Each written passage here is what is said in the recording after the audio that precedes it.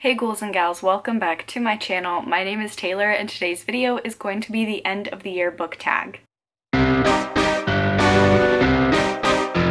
So I'm in a little bit of a reading slump. I was doing really good all year, and then November just not so great. Okay, so I did have one other reading slump. I had a reading slump in March, and then I'm having one now. So I'm hoping that this tag will kind of be like a boost that I need to finish a lot of the books that I wanted to finish before the end of the year, which is very close. So without further ado, let's just get into it, and hopefully just like talking about these books will get me excited to be reading them, because I don't want to be in a reading slump. It's not that I don't want to read and I'm not reading. I do want to read, but I just can't for some reason. So let's get started with question number one. Are there any books that you started this year that you need to finish? And the answer is yes. I'm in the middle of quite a few. The first one is Empire of Storms by Sarah J Maas. I am not very far in this one at all, honestly, just like a couple of chapters in, but I would like to finish this before the end of this month, and therefore the end of the year. I am anticipating, like most of the books in this series, they do start off very slowly, but once I get more into the action and the plot and all of that, it'll go a lot faster, because this is very chunky. It's about 600, almost 700 pages. The next book that I'd like to finish before the end of the year is Christopher Paolini's To Sleep in a Sea of Stars, and this one I am further along. This one has just been taking me a really long time to read, so I believe I started it at the end of September, whenever this first came out, which I think is the beginning of September. But I picked this up the end of September, read it a little bit throughout October, but didn't read too much of it, and I'm trying to read more of it this month. It's taken me a long time, and I'm gonna be honest, it's not the fact that I don't enjoy this book.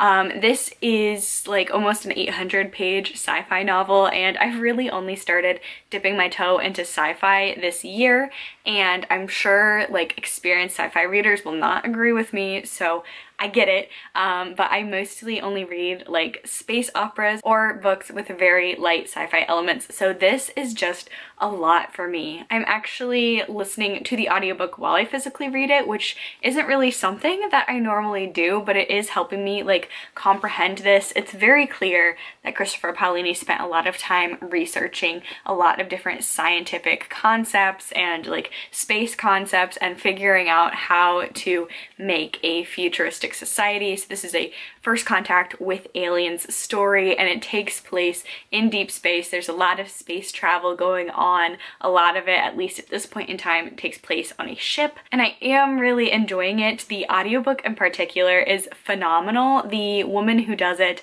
I am blanking on her name right now, but she has been in pretty much every single DC video game. She's been in a lot of different cartoons. She does a lot of voice work. So while this is only one narrator, she does a fantastic job. So I am really enjoying that. This is just very hefty. So I might not even finish it in November. This is one that might bleed on into December, but I am looking forward to finishing this one because I am enjoying the ride. It's a very long ride, but I am enjoying it. The next question is, do you have an autumnal book to transition into the end of the year?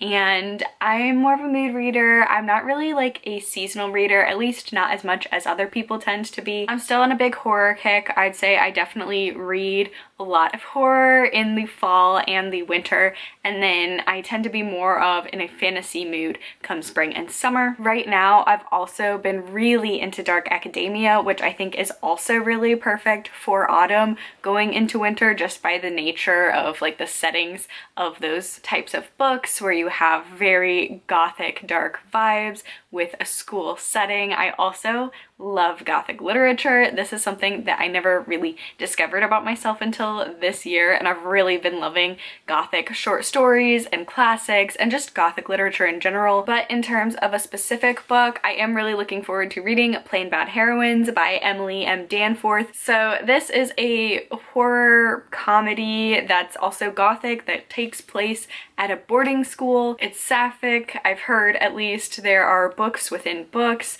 There's just a lot going on here and a lot of tropes that I really enjoy. So I'm really looking forward to this one. So the little blurb of this one is this is a highly imaginative and original horror comedy centered around a cursed New England boarding school for girls, a wickedly whimsical celebration of the art of storytelling, sapphic love, and the rebellious female spirit. So really, this book is a lot of things that I have really been enjoying lately. It's horror, it's comedy, it sounds a little bit gothic from the school vibes, takes place at a school, and I am very excited to read this one in the fall. And I also feel like the book design itself has a very late autumnal feel to it as well. The third question is there a new release that you're still waiting for? Yes, so I only have one more book that I'm still waiting on to be released this year that I was looking forward to, and it's also my most anticipated book that I've been looking forward to release all year, and that's going to be The Burning God by R.F. Kuang. I absolutely cannot wait for this book to be released. It does come out the 17th, so depending on how quickly I get this video filmed and uploaded, and by the time you're watching this,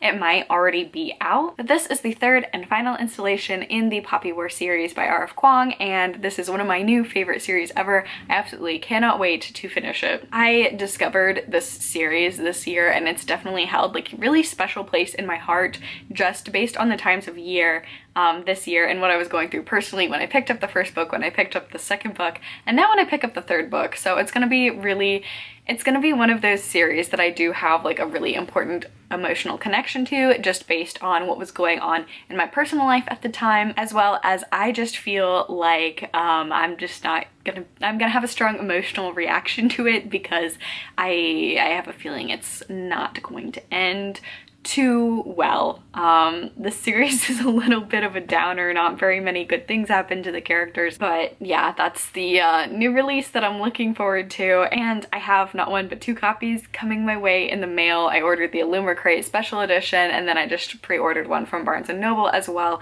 so whichever one comes in the mail faster is the edition that I'll pick up and read. So I'm very much looking forward to reading that one. And then the next question is, what are 3 books you still want to read before the end of the year? So I am reading all of the Goodreads Choice nominees for the horror category, so I still need to read like half of those, so there's like 7 books right there. I do want to finish the Throne of Glass series, so Tower of Dawn and Kingdom of Ash. Those are 2 books that I would really like to finish this year. I started this series in July, I believe, and I would really like to finish it before the end of the year. And then also The Living Dead. This is the one book that I was really bummed that I didn't get to in the month of October, so I would like to pick this up before the end of the year as well. Although I also could see myself putting this aside and waiting until next October, because I feel like this would be a perfect October read. So I don't know, I really want to read it, but I really wanted to read it in October. So we'll kind of see based on my mood which mood wins out in the end. This is a epic about lots of different people in the zombie apocalypse, following their lives right before, during, and after a zombie apocalypse. So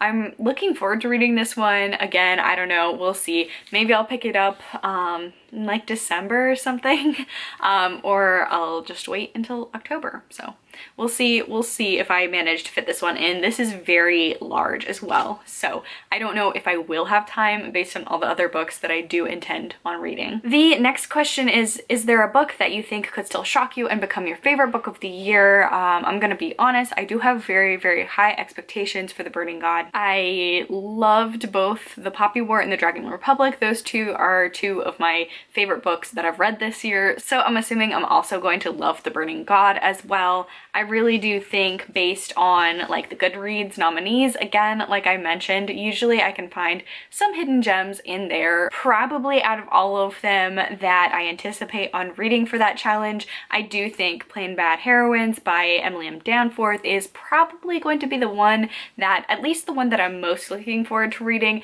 It's probably also going to be the one that I haven't read yet that I'll enjoy the most. And that's all I can think of. So if a book shocks me and becomes one of my favorite books of the year in the next couple of months, or November and December now, it will really shock me because there aren't like too many books left that are on my radar. We'll see. Something could shock me and that would be really exciting. But yeah, I'll keep you posted on that. And then the last question is, have you already started making reading plans for 2021? And I have not. no. I hesitated a little bit on that because there are some anticipated releases that I've already seen release dates for that I'm looking forward to, but I never know if I'm going to actually read them next year or not, so I don't have any like TBRs or concrete reading plans for 2021 yet. Big mood reader, also big procrastinator, so I really don't. What I did last year that was actually really helpful for me this year was I watched a bunch of my favorite booktubers, like best books of 2019, and then I started my year out reading those that I hadn't gotten to yet. So I'll probably do that again this year in at least January and February. I'll try and be reading some booktubers, like books that they have on those best of lists. But other than that, don't have any more concrete plans. So that is going to be the end of this video and the end of year book tag. If you haven't already, be sure to give this video a thumbs up, leave a comment down below, let me know if you have any books that you're really looking forward to or prioritizing reading in the months of November and December. Subscribe to my channel for more content from me. Stay safe, stay spooky, and I will see y'all in my next video. Bye!